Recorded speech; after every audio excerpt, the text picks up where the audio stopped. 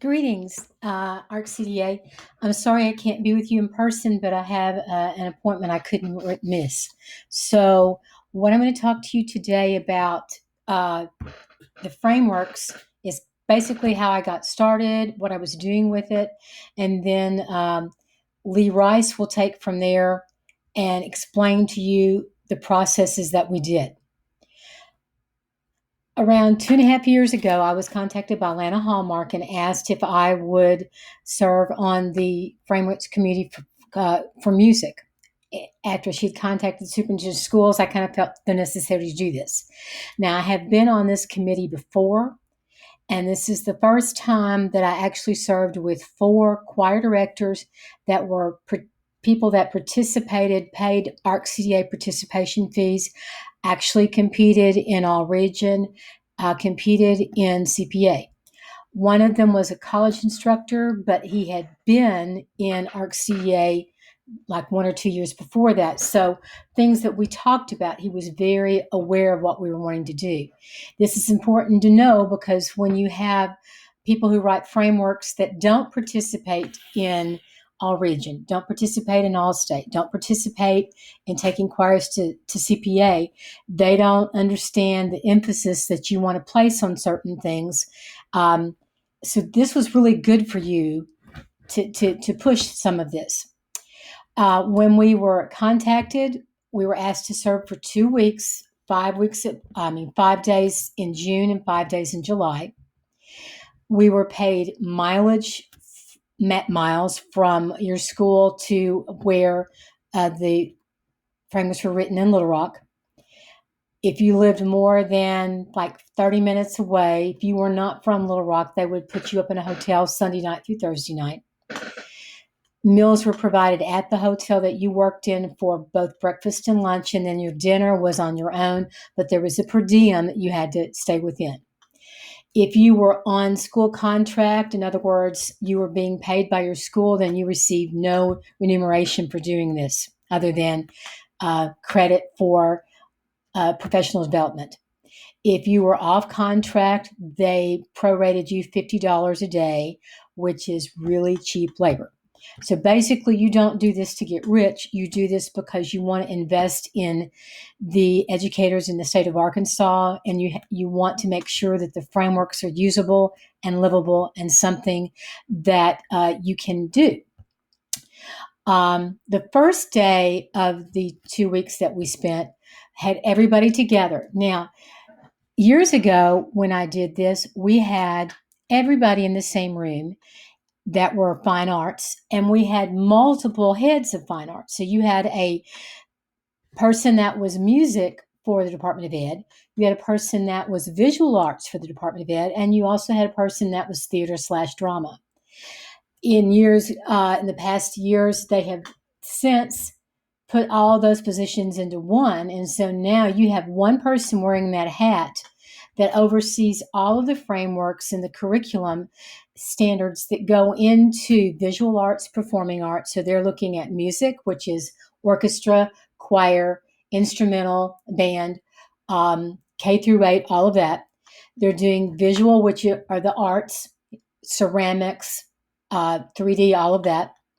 They also do all the theater, and now they have dance because dance is considered a curriculum as well. So that one person wears a lot of hats. You currently do not have anybody in the state that's sitting in that position. Atlanta Hallmark retired 2 years ago. Retired a year ago. The person that they hired to replace her only stayed for a couple of months, and now they're in the process of replacing her and should have someone on staff by August 1st.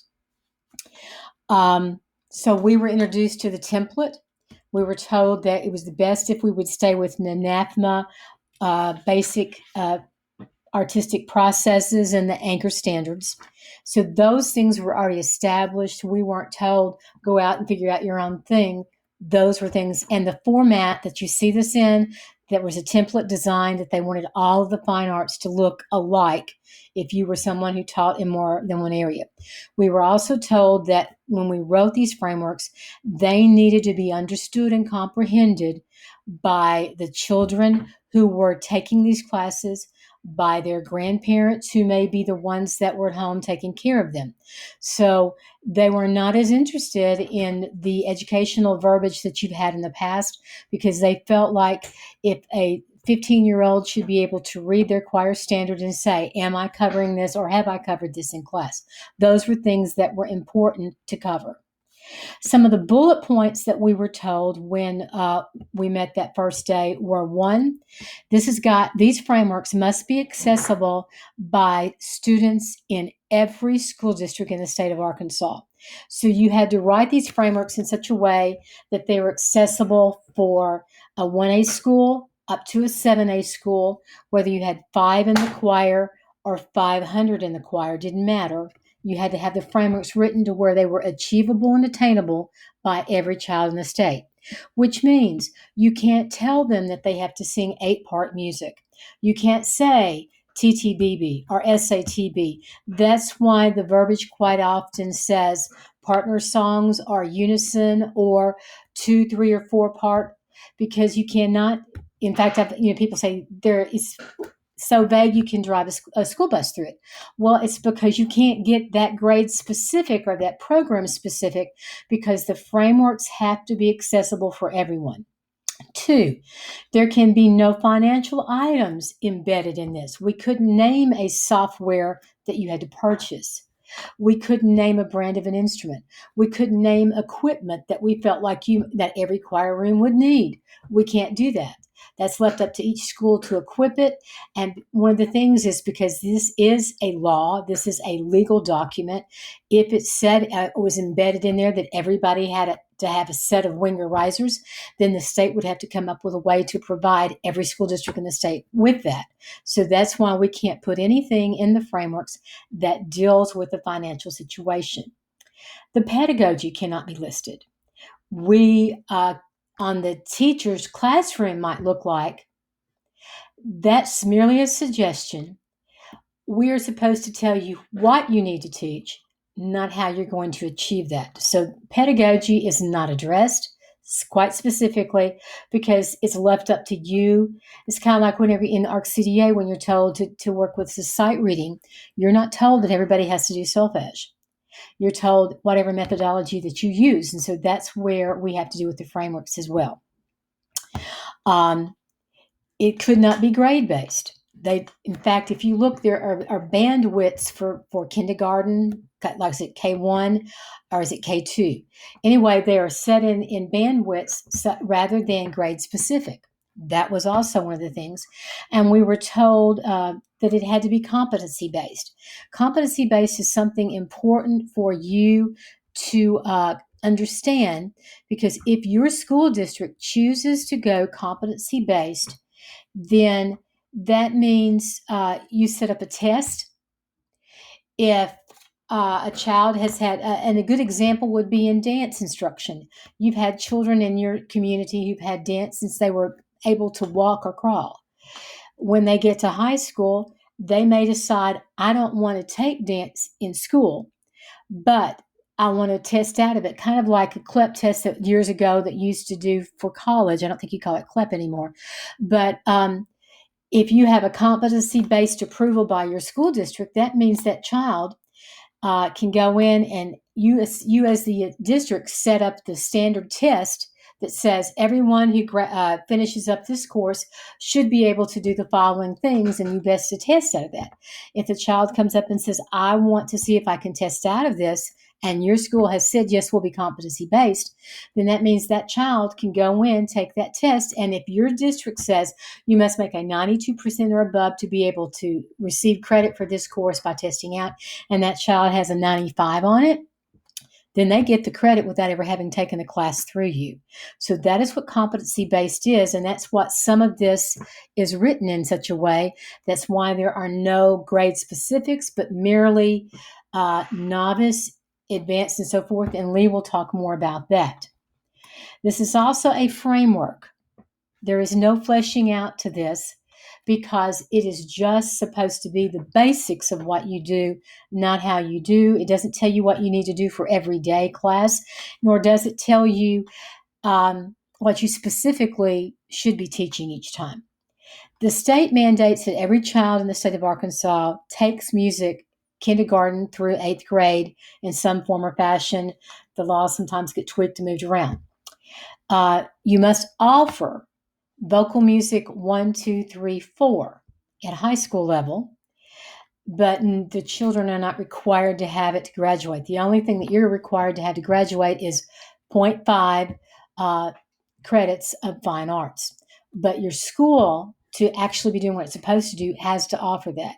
The other courses that are listed are not required for graduation and are not necessarily required by the Department of Ed for you to offer at your school. You may go in and say, I think I want to do music theory. You do that by choice. It's already written for you, but it's not a mandate that you have to do that. Because you had 4 active choir directors that were writing this, we asked that a specific statement be in here because some of the things that we had to write because of the NAFMA and the things that we were told we needed to do, we felt like were not just overly important to a performing group, but other things were.